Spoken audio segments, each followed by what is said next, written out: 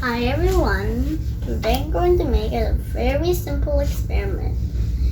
You will need a glass of water, food coloring, and cups. Let's do it. First, let's put water in the cup. I think that's enough. In this video, I will demonstrate diffusion. First, I will show it in a glass of water. Then I will run a computer simulation. You will see what is happening.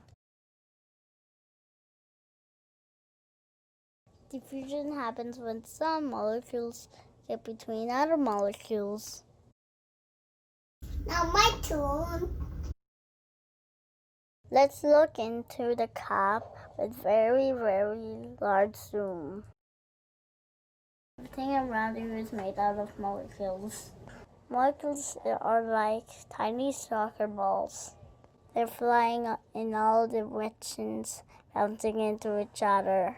That's why when you put coloring into a cup, the water becomes color. Molecules of water will push molecules of coloring. Soon, the molecules will spread evenly across the cup.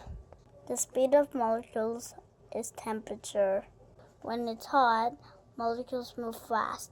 When it's cold, molecules move slowly. That's why color spreads faster when it's hot.